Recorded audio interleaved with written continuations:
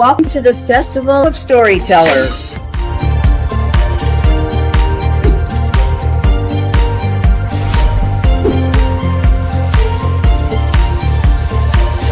I thank everybody that's involved with this process because we know writers need readers and writers need publishers.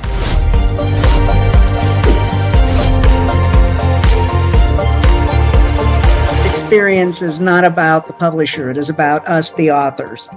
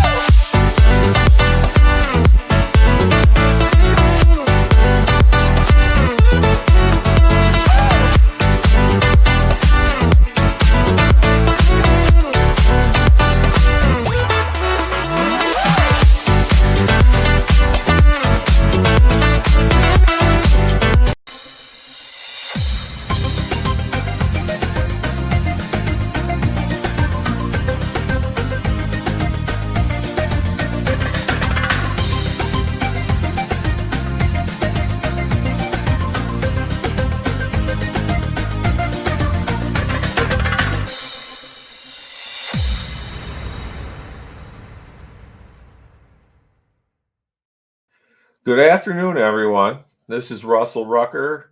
We're on the Festival of Storytellers today. I thank Reader's Magnet for allowing me here today. Good afternoon. I am the author of Textualism and Originalism in Our Constitutional Republic. There's a poster behind me that depicts it. And I'm also an author of Our Founders and Their Words and Why They Matter. And that poster is off to my left. My books primarily are about the Constitution and our founding period. And I've studied that period for many years. I've read a lot of original documents, things like Common Sense, The Rights of Man, discussion on the Constitution, just different original text, just in the same period as the Declaration of Independence, our Constitution. So I am pretty well versed in the subject here. I wrote my first book because I was just discouraged over things that were being said that weren't in the Constitution, claims that they were, and vice versa, and just the misconception out there. So textualism and originalism goes through the Constitution, and it goes through paragraph by paragraph explaining it. And our founders, in their words, they have a series of essays that kind of lead us through the history. And there are original versions of, say, the Declaration of Independence, the Bill of Rights, that kind of thing, and to help better explain it so people understand the government we're supposed to have. Now, today I want to talk to you about the Electoral College. And it's our way of electing a president. And right now we do have an election going on that will culminate in really next December, when the Electoral College will vote. Now, the Electoral College is kind of a unique system. And when you're voting for a president, you're really voting for that slate of electors. So the way we do it now, is, generally speaking, is you have a Republican slate and a Democrat slate. And whoever wins that slate goes to vote in the Electoral College. And the Electoral College vote is in December, even though our election is in November. So the thing is, when you look at Article 2 of our Constitution, it gets into the Electoral College, and it says, no person holding an office of trust or profit shall be selected to be one of these electors. So each state gets the number of electors as the combined number of Senate and House seats. but no House member or senator can hold that position, or at least they aren't supposed to. Now, they're supposed to meet on the same day. So all across the country, the electors are all meeting and they cast their vote. They cast a vote for two persons, one of which cannot be a resident of the state in which they live. And that's why you never have, say, two people from, say, Florida or Georgia or wherever, because then they couldn't vote for both the president and the vice presidential candidate. But as it was set up, you selected two people, and whoever got the most votes became president, and whoever got the next most votes became vice president. Okay, and if there was a tie, then it would go to the House of Representatives, and they would choose out of the top 5, and whoever got the most votes became president then, and whoever got the most became vice president. In 1796, you had an election where Jefferson became the vice president, and he was the head of the Republican Party, and Adams was a Federalist, and he became president. So what you had there was divided government inside the executive branch. And in the election of 1800 came along, and the Republicans running were Thomas Jefferson and Aaron Burr, and they each got 73 votes, so it was tied. Adams, running for re-election, only had 65, and Charles C. Pinckney had 64. So there was a problem, so they were forced to go into the House to decide the issue. And 35 ballots went by. They kept voting and voting, and it kept coming up a tie. And it was a big problem. Finally, on the 35th ballot, Hamilton had gone around to the Federalists and convinced them that the best thing that we can do here, out of Aaron Burr and Jefferson, is to select Jefferson. And so finally, on the 35th ballot, Jefferson won the presidency, and Aaron Burr became vice president, which really was kind of a problem because Jefferson and Burr couldn't really get along, and Jefferson just kind of ignored him for the duration. And this is why we wound up with the 12th Amendment. Now, the 12th Amendment replaces much of the Electoral College because it changes it. So it's now precise. So you have to choose a president and state that that's going to be who you're voting for president. And then you have to state who's you're going to be voting for vice president. So you basically, it becomes distinct into who is chosen, so that we won't have this problem again. That's why we have slates of candidates running. So you have a president with a vice presidential candidate running with him on the same ticket.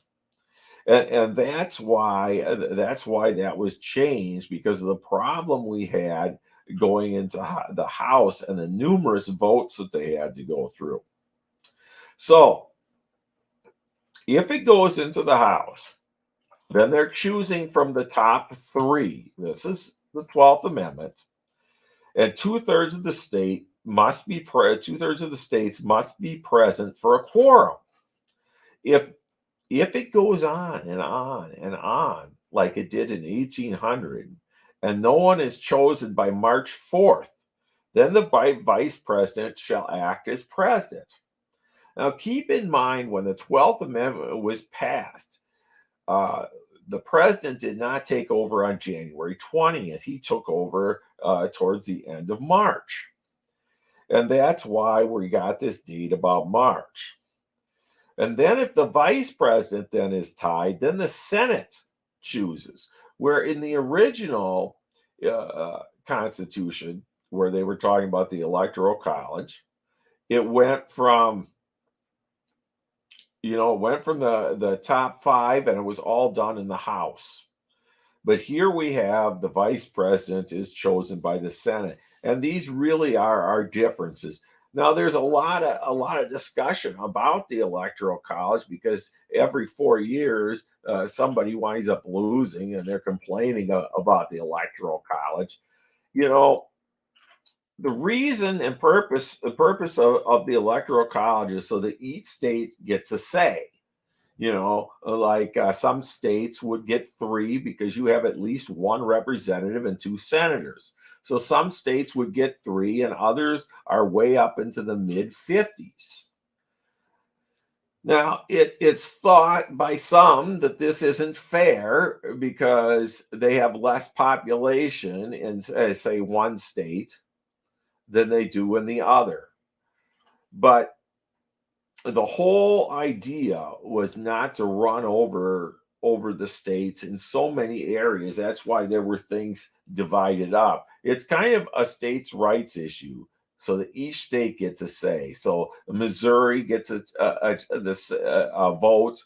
So does Wyoming, Texas, Florida has big numbers, and nothing bigger than California. California is kind of the top dog, and I believe it's 55 now. So the whole idea here is that each state gets a say. Okay. And that's the purpose of the Electoral College, but it's only used to elect the President of the United States. So it's not a national election. We think of it that way, but each state has a separate election for the president, and that elects your electors, and they go that route. Now, Aaron Burr had a big problem with not being taken seriously by Jefferson after 1800, and so when 1804 rolled around, he chose not to run and run for governor of New York. The problem is Hamilton once again opposed him publicly, and this is really the reason why you had the Aaron Burr Alexander Hamilton duel in which Aaron Burr shot Hamilton. So, I mean, it was kind of a decisive thing. But I'm going to go now to a few questions that I've already gotten.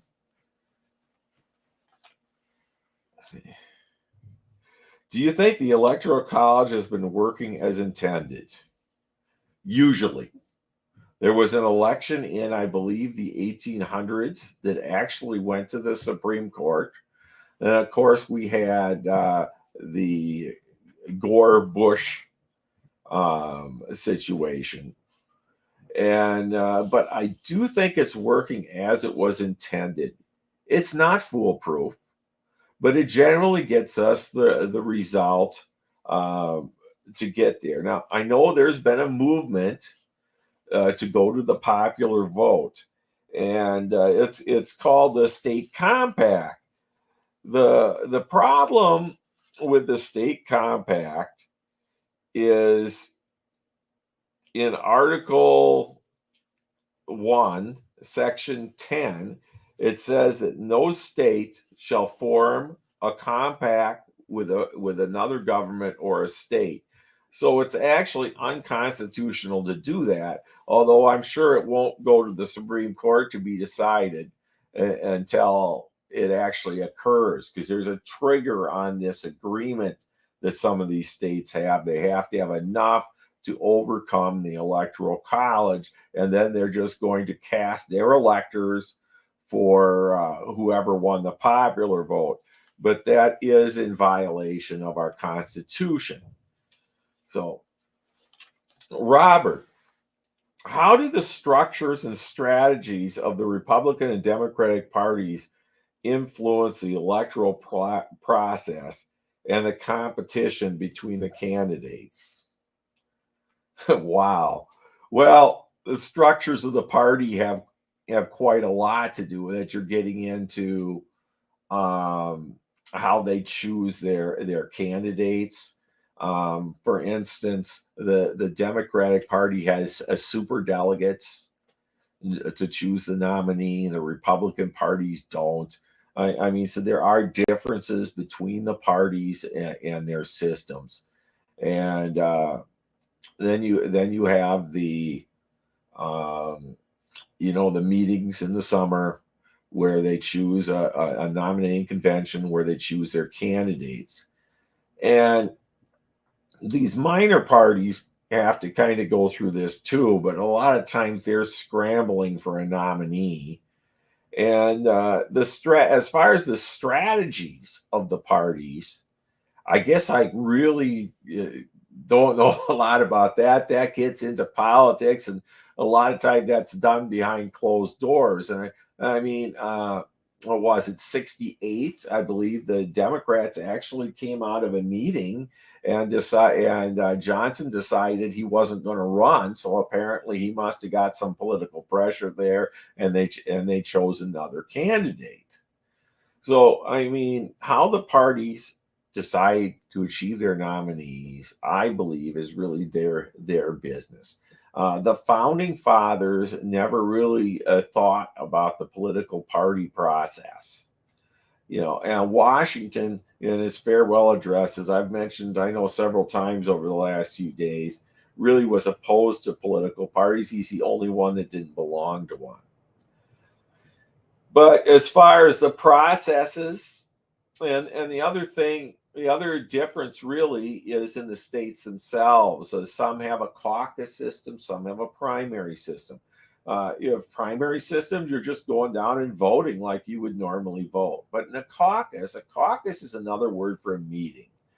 So like in the Iowa caucus, for instance, which is the first of the nation, they would meet in fire stations and schools and all this, and they would select, they get to talk and try to convince people to vote a certain way, and then they vote on it, and they select delegates to go up to the county, and the county goes up to the state, and it goes up, but it all culminates in the nominating conventions in the summer.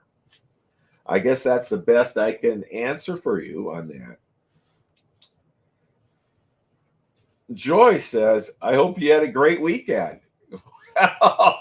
Joyce, thank you. I appreciate that. It wasn't bad. A lot of prep for today. And I mean, this really, though, is a very important topic because a lot of people just don't understand why we do it this way. But the founders divided everything up from the two branches in the legislative branch to the three branches in the executive, the legislative, and the judicial, and they gave all kinds of different choices there. And I think the most interesting thing about this is that they aren't allowing an elected official to make that choice. So that's the beauty of the Electoral College. So it has to be regular citizens acting in that capacity. Then there's such things as what they call faithless electors. Those are people that, let's say your state went for the Democratic nominee, and you have somebody there that decides, I'm going to vote for the Republican nominee. And that's what's called a faithless elector.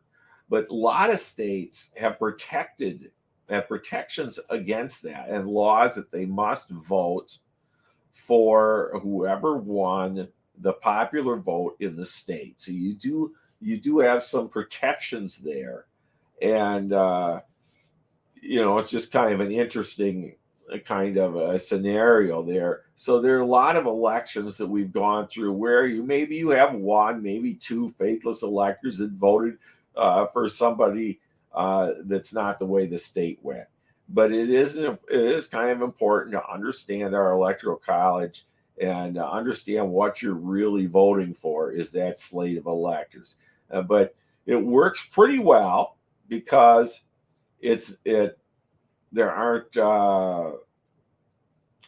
It usually just goes the way it's supposed to with that state's electors.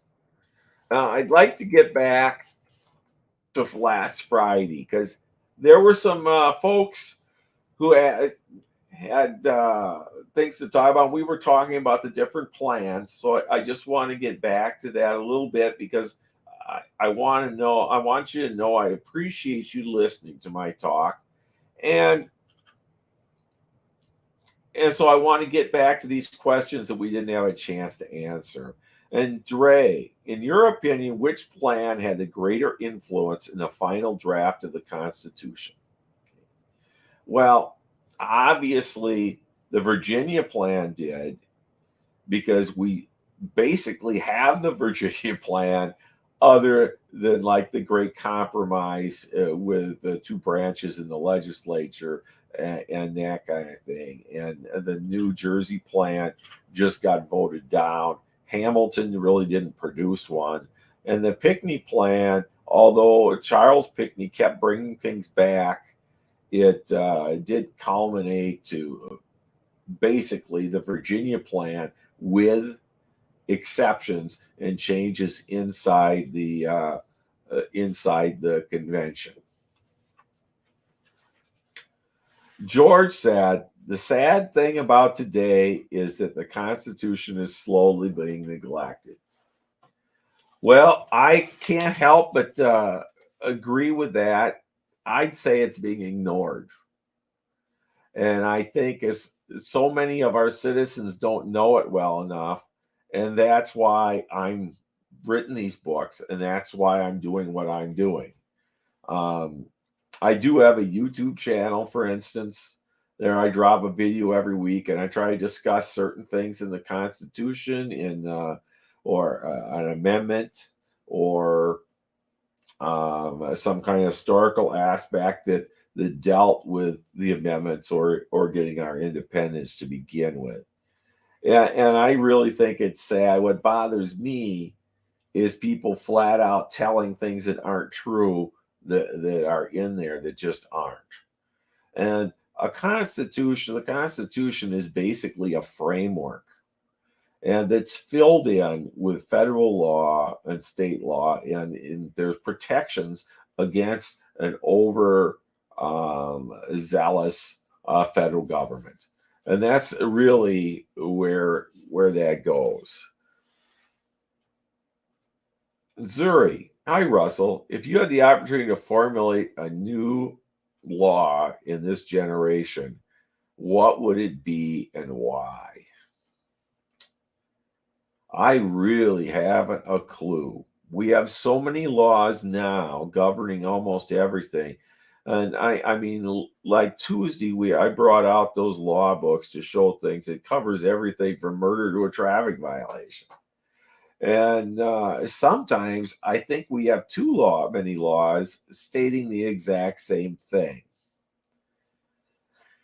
Mostly the law, the state constitutions, the regular constitution, and all these things are there to protect us from, hurting others. And we should be able to live the lives we want to live within the confines of our Constitution. And that's why they were so concerned about liberty and freedom. And that's why we wanted the independence, because we don't want to be run over by the government. And that's really the importance here. Robert, what pushed you to be in public service and seek elected positions in government and organizations? Well, I guess that comes down to I was just concerned about a lot of different things, from taxation to just having rights violated, and as I was just saying, the importance of liberty and just justice. I want the government that we were promised by our founders to be adhered to. And unless we have good people willing to step up, it becomes a big problem. And honestly, I love the Constitution that we have. I think it's important. I think it covers a lot of interesting things. One of the interesting things when I was putting out the second edition of Textualism was I was noticing the capitalization of the sections in the Constitution and what's capitalized and what isn't. And I noticed that this was bringing out what they thought was important in the convention. And I thought that was a real interesting thing. And there are other things that I never really thought of, things that I thought, gee, I'm not sure if I believe that or not. But as I looked through it, and I was listening to what other people said, and I'm questioning it, but I'm looking at the document, and it says what it says, and that's why I believe in following the text of the document, to read the document and believe it is what it is, and then using historical perspective to see what they were arguing about and what they meant, because language over time does change. They'll try to almost change the meaning of a word here or there. And that's why I always go back to these original dictionary definitions from the period of time of the founding. So I hope that gives you a better idea of where I'm at, what I'm talking about here. My books are important. They're timeless. They're nonpartisan. I'm not advocating for one side or the other. I'm just looking at what it says and looking for the absolute reason behind it. And reading the records and letters from between, like, say, Jefferson and Adams letters, and Jefferson and Madison letters, and just volumes and volumes of this stuff. You get an idea of what they were actually thinking, and I think that's what's important. Now, as I wrap up here, I just think it's best to let you know about where you can get my book. I have a website, russelljrucker.com, and there's even a section in there that allows you to tell me exactly how you want the book signed, and I'll gladly sign it any way anybody wants. And so you can buy my books there. You can also get them on Amazon, on Barnes and Noble, and of course Reader's Magnet store. I really thankful to have Reader's Magnet helping me with this endeavor, and it's important. I also have